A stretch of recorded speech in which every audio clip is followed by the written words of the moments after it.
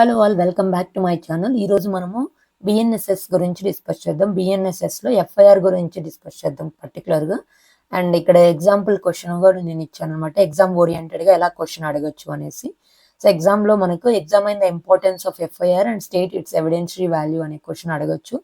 So ఇలా question అడిగినప్పుడు లేదా షార్ట్ క్వశ్చన్ ఎఫ్ఐఆర్ గురించి అడిగినప్పుడు కూడా మీరు ఈ ఆన్సర్ అనేది కవర్ చేసుకోవచ్చు. ఫస్ట్ వాట్ ఈజ్ ఎఫ్ఐఆర్ అంటే ఎఫ్ఐఆర్ ఫుల్ ఫామ్ వచ్చేసి ఫస్ట్ ఇన్ఫర్మేషన్ రిపోర్ట్ అనమాట. సో పోలీస్ స్టేషన్లో మీకు ఇలాంటి ఒక పీడిఎఫ్ కానీ ఒక పేపర్ కానీ ఇస్తారు. మీరు ఆ పేపర్ని తీసుకొని ఫిల్ చేయాల్సి వస్తుంది మీరు యొక్క కాగ్నిజబుల్ అఫెన్స్ గురించి రిపోర్ట్ చేయాలి అనుకున్నప్పుడు. నెక్స్ట్ ఇక్కడ 173 ఆఫ్ బిఎన్ఎస్ఎస్ సెక్షన్లో ఎఫ్ఐఆర్ గురించి డిస్కస్ చేశారనమాట.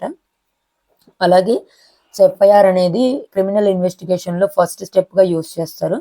సో ఎఫ్ఐఆర్ ఏమేమి ఉంటుందంటే information about the commission of cognizable offence and also it has to give police officer in charge. And FIR యొక్క పర్పస్ ఏంటి అంటే క్రిమినల్ లాని ఇంప్లిమెంట్ చేయడానికి ఎఫ్ఐఆర్ అనేది ఒక ఫస్ట్ స్టెప్గా యూజ్ అవుతుంది అనమాట. Next legal provisions under BNSS 2023. So section 173 of బిఎన్ఎస్ఎస్లో ఈ ఎఫ్ఐఆర్ గురించి డిస్కస్ చేస్తాము. ప్రీవియస్గా ఇది 154 ఆఫ్ సిఆర్పిస్లో ఉండేది. అండ్ ఎఫ్ఐఆర్ ఖచ్చితంగా రిటర్న్ ఫార్మాట్లో ఉండాలి. ఒకవేళ చదువు రాని వాళ్ళు ఎఫ్ఐఆర్ కనుక ఇస్తే కనుక రిపోర్ట్ చేస్తే వాళ్ళకి ఖచ్చితంగా ఎఫ్ఐఆర్ రాశాక వినిపించాలన్నమాట, చదివి వినిపించాలి. అలాగే it must be signed by the ఇన్ఫర్మెంట్, ఎవరైతే రిపోర్ట్ చేస్తున్నారో వాళ్ళ దగ్గర సైన్ తీసుకోవాలి. అండ్ జనరల్ డైరీలో రిజిస్టర్లో కూడా ఎంట్రీ అనేది కంపల్సరీ ఉంటుంది. సో జనరల్ డైరీ గురించి ఇన్ఫర్మేషన్ కావాలంటే నేను ఆల్రెడీ వీడియో చేశాను, మీరు రెఫర్ చేసుకోవచ్చు. And FIR copy should be given free of cost అనమాట. నెక్స్ట్ కీ డిఫరెన్స్ ఏంటంటే ప్రీవియస్గా సిఆర్పిస్లో 154 సెక్షన్లో ఉండేది, బిఎన్ఎస్ఎస్లో 173 ఉంది. ప్రీవియస్గా సిఆర్పిసి అనేది డిజిటల్ ఫ్రెండ్లీ కాదు, బట్ బిఎన్ఎస్ఎస్ ఈఎఫ్ఐఆర్ని కూడా ప్రమోట్ చేస్తుంది అనమాట. అండ్ సిఆర్పిసిలో నో టైమ్ లెన్స్ ఉండేవి కావు, బట్ ఇక్కడ బిఎన్ఎస్ఎస్ అనేది ప్రాంప్ట్ రిజిస్ట్రేషన్ చేయమని చెప్తుంది. అండ్ నెక్స్ట్ ఎవరు ఫైల్ చేయొచ్చు అంటే ఎవరైనా ఫైల్ చేయొచ్చు, విక్టిమ్ చేయొచ్చు, అక్యూజ్డ్ చేయొచ్చు, ఐ విట్నెస్ చేయొచ్చు, లేదా థర్డ్ పార్టీ అయినా చేయొచ్చు, పోలీస్ ఆఫీసర్ కూడా చేయొచ్చు, లేదా మెజిస్ట్రేట్స్ డైరెక్షన్స్ ప్రకారము ఎఫ్ఐఆర్ని రిజిస్టర్ కూడా చేయొచ్చు నాన్ కాగ్నైజబుల్ అఫెన్సెస్లో. సో కాగ్నైజబుల్ అఫెన్స్ అంటే ఏంటి, నాన్ కాగ్నైజబుల్ అంటే ఏంటి, నేను నెక్స్ట్ వీడియో ప్లాన్ చేస్తాను. And next importance of FIR ఏంటంటే క్రిమినల్ లాని ఇంప్లిమెంట్ చేయడానికి ఎఫ్ఐఆర్ అనేది యూజ్ అవుతుంది.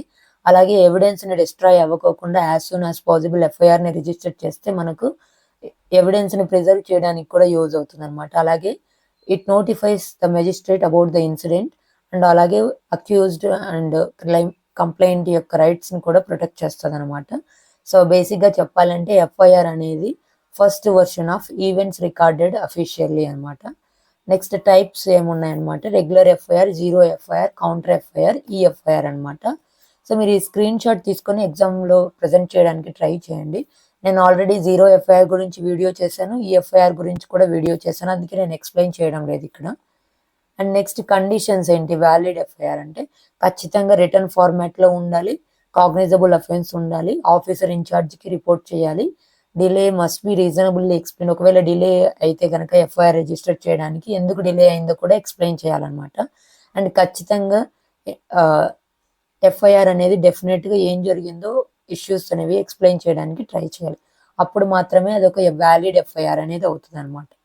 నెక్స్ట్ ఎవిడెన్షరీ వాల్యూ ఆఫ్ ఎఫ్ఐఆర్ ఏంటి అంటే, so as per section 155 BSA ప్రకారము ఎవిడెన్స్ అనేది కొరాబరేటివ్గా ఉంటుంది. అలాగే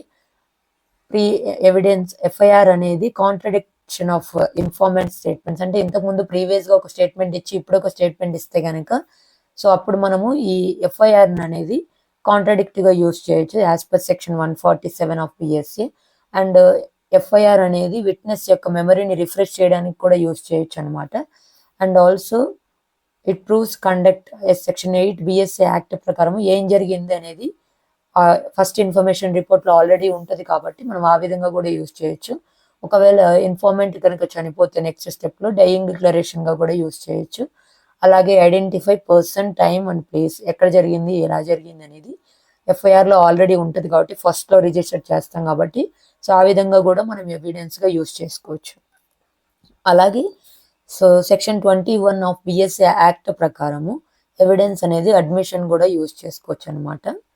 next when FIR is treated as evidence, so dying డిక్లరేషన్లో యూజ్ చేయొచ్చు, అలాగే విట్నెస్ స్టేట్మెంట్ యూజ్ చేయొచ్చు, మెమరీ రిఫ్రెషర్గా కూడా యూజ్ చేయొచ్చు, వాలంటరీ అడ్మిషన్గా కూడా మనము ఎఫ్ఐఆర్ని ఎవిడెన్స్గా యూజ్ చేయొచ్చు అనమాట. నెక్స్ట్ ఇంపార్టెంట్ కేస్ లాస్ వచ్చేసి యాగ్న్యూ నెగేషియా వర్సెస్ స్టేట్ ఆఫ్ బీహార్లో. సో ఇక్కడ FIR by accused containing confession, so inadmissible, section 23 అనేది డెసిషన్ ఇచ్చారనమాట. Next Ravikumar versus state of పంజాబ్లో FIR is not substantive, only for contradiction or కొరాబరేషన్గా యూజ్ చేయొచ్చు అని చెప్పారు. Next Pancham Yadav versus state of యూపీలో FIR by dying victim equal to valid dying declaration as per section 32 subsection of 1 of BSA ప్రకారంగా. So that's all. Thank you so much for watching my video so far. Please follow for more legal updates.